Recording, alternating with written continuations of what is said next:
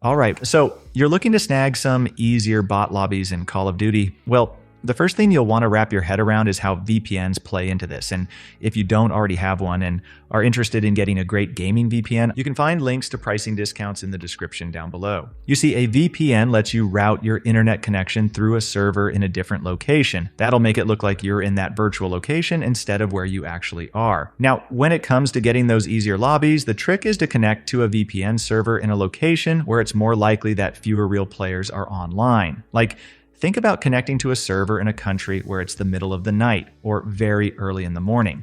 Then there should be fewer active players, and that usually translates to more bot-filled lobbies, which are generally easier to play against.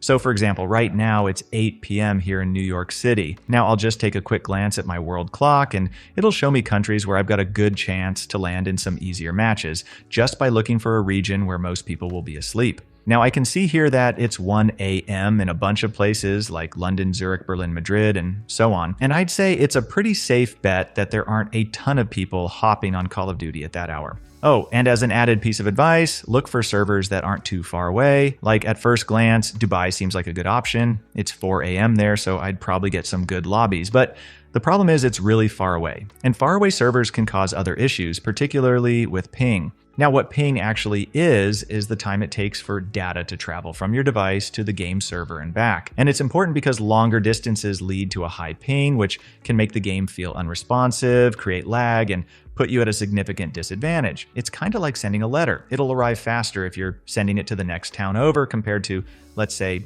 sending it across the globe. Similarly, when your VPN server is geographically close, the data has a shorter journey, which translates to a lower ping, and you'll get a smoother gaming experience. So that's why I'm going to go with a European server rather than a place like Dubai, even though the times are good for getting easier lobbies in both those locations. So as we can see here, using NordVPN's map interface, London or Paris are probably some of the closest options that will still give me a good lobby. Now, to show you how this works, I'm going to switch over to ExpressVPN, just because it's so easy to use, and I'll navigate to all locations, Europe, and then London. And then I'll just click on Connect, and I'm all set. Now that I'm connected to the VPN server, Steam is telling me to restart, so I'll just go ahead and do that. Let's see. Now, the system should recognize me as being in London, and I can start playing with easier lobbies, and if you want, you can play around with different locations to find that perfect balance of easy lobbies and low ping. So that's the lowdown on how to use a VPN to potentially get you into easier lobbies in Call of Duty. But here's the thing about VPNs. They can really help transform your game in all kinds of ways. Like,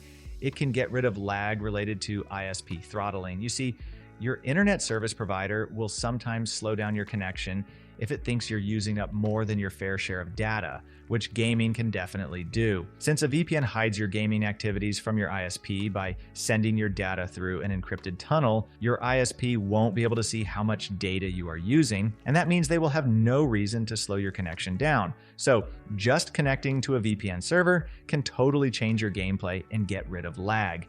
And changing your server location doesn't just help with lobbies.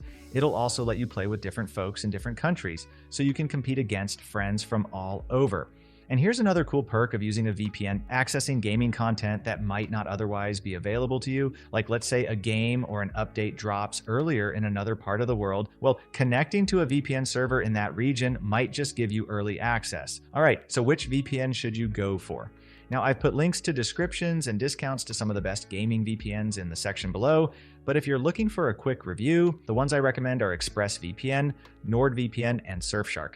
They're all great gaming VPNs, so you really can't go wrong with any of them. Now, if ease of use, reliability, and consistent performance are your priorities, I'd go with my personal favorite, ExpressVPN. They've got servers in 105 countries, so finding easy lobbies won't be a problem. But if you're looking for an even wider network of servers, blazing fast speeds, and some extra advanced features, you might want to go with NordVPN. It's a well-rounded option with servers in 118 countries and a bunch of extra features for a reasonable price. Now, if you're on a budget but still want a VPN that gets the job done without skimping on essential features, Surfshark is definitely worth a look. They'll allow you to secure an unlimited number of devices with a single subscription, and they have servers in 100 countries, so there's no shortage of gaming lobbies to choose from. At the end of the day, All three of these VPNs are excellent for gaming. Personally, I use and recommend ExpressVPN because of its consistent performance, good speed, reliability, user-friendliness, and a solid number of server locations. So that wraps things up for this video. Thanks so much for tuning in. If you've got any questions, feel free to drop them in the comments below. And if you found this helpful and want to support the channel and stay in the loop on all things VPNs and cybersecurity, don't forget to like and subscribe. Appreciate you watching, and I'll catch you in the next one.